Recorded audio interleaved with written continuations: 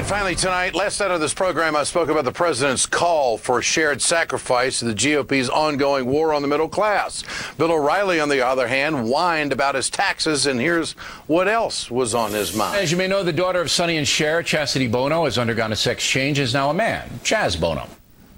Good to know that O'Reilly is really focused on the kitchen table issues of the country. And Mr. Bono is getting all kinds of publicity, even appearing on a dance program. The program that O'Reilly is talking about is Dancing with the Stars, and the publicity that O'Reilly is referring to seems to be coming from one source in particular, Fox News. Fox, go-to medical expert Dr. Keith Ablow believes that Chaz performing the cha-cha on national TV is harmful to your kids. Ablow, a psychiatrist and a member of Fox News' medical A-team, has gone on several Fox News programs and written online columns advising parents not to allow their children to watch the show because Bono's gender identity will confuse them. But Ablow is not basing his hysteria in medical fact. The American Psychiatry Association states, quote, "There is no evidence that viewing a television game show with a transgender contestant would induce gender identity disorder in young people." Well, Ablow quit the American Psychiatric Association and last night peddled his same old panic button on Fox again. Well, Mr. Bono is doing more than dancing. He's on a campaign to mainstream transgenderism. We wouldn't invite people with anorexia to go on fashion shows and talk about how wonderful they feel now that they're thinner and how they want more liposuction. This is an exact parallel.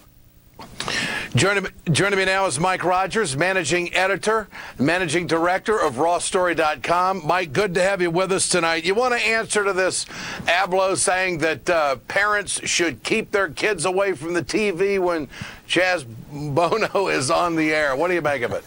You know, I'm amazed at the influence these guys always seem to give television, some of this nonsensical stuff that, you know, watching Will and Grace will make your kid gay, watching Dancing with the Stars will now make your kid transgender. You know, these guys are grasping at straws. They saw today the repeal of Don't Ask, Don't Tell take effect, and now that open gays can serve in the military, they have to swing their cannons, I guess, now toward reality game shows of all things. So it's just kind of silly. Why are they doing it? You know, Mike, why are they going down this road? I mean, do they think this is just some big ratings thing, or do they actually believe this? What do you think?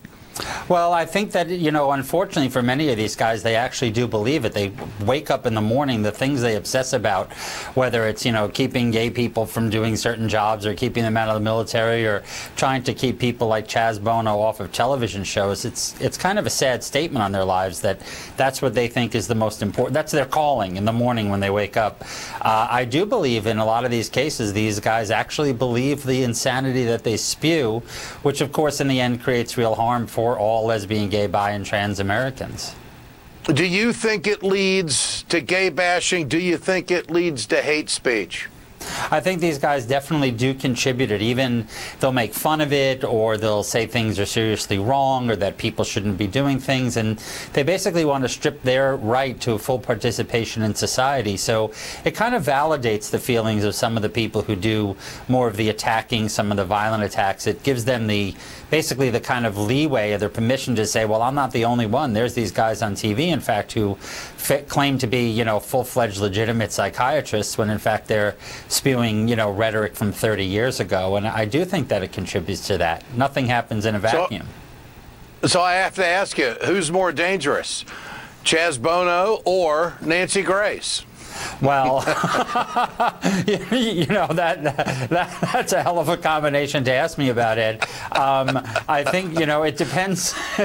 You know, some things you're faced with a choice, and it's one of those things that, you know, I don't know. It's hard to determine. Mike Rogers, always a pleasure. Good to have you with us tonight. Thanks so much.